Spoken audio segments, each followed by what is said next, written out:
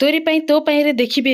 ନିଶା ରକି ପାଖକୁ ଯାଉଛନ୍ତି ଆଉ ସେ ଆକ୍ଟିଂ କରୁଛନ୍ତି ଯେମିତି ସେ କିଛି ଜାଣିନି ଆଉ କିଛି କରିନି। କହୁଛି ରକି ମତେ ଗୋଟିଏ ଥର ପ୍ଲିଜ ଗୋଟିଏ ଥର ମତେ ସତ କହିବାର ସୁଯୋଗ ଦିଅ। ରକି କହିବେ ଇନ୍ସପେକ୍ଟର ଗୋଟିଏ ଥର। ତାପରେ ଜେଜେବାପା କହିବେ ରକି ତୁ କଣ? ରକି ନିଶାକୁ କହିବେ କୁହ ନିଶା ତମକୁ ମୌକା ଦେବା ଛଡା ମୋ ପାଖରେ କିଛି ନାହିଁ। କୁହ ତମେ ମତେ କଣ ପାଇଁ ଧୋକା ଦେଲ? ତାପରେ ନିଶା କହିବା ଧୋକା ଧୋକା ମୁଁ ଏମିତି କହୁଥିବେ ତାପରେ ରକି ରାଗି ଯାଇ କହିବେ ଏ ପ୍ରଶ୍ନ ମୁଁ ପଚାରିବି ତମେ ଉତ୍ତର ଦବ। କୁହ ଚିକି ଭାଉଜକୁ କଣ ପାଇଁ ମାରିବାକୁ ଚେଷ୍ଟା କଲ?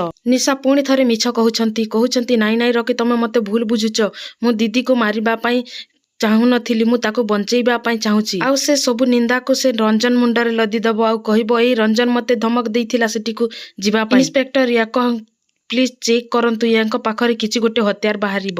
ରଞ୍ଜନ କହିବ ନା ସାର୍ ଇଏ ମିଛ କହୁଛି, ଇଏ ରାମ ଚିକି। ତାପରେ ନିଶା କହିବ ନାଇଁ ଇଏ ମିଛ କହୁଛି, ଇଏ ଭାଇକୁ ବି ମାରିବାକୁ ଚେଷ୍ଟା କରୁଥିଲା। ନିଶା କହିବ ମୁଁ ପାର୍ବତୀପୁରକୁ ଦିଦିକୁ ଖାଲି ବଞ୍ଚେଇବା ପାଇଁ ଯାଇଥିଲି, ମୋର ସେଥିରେ କିଛି ବି ଉଦ୍ଦେଶ୍ୟ ନଥିଲା। ଦିଦିଙ୍କ ଜୀବନ ପ୍ରତି ବିପଦ ଥିଲା, ନହେଲେ ଇଏ ମତେ କେବେ ବି ଛାଡି ନଥାନ୍ତି।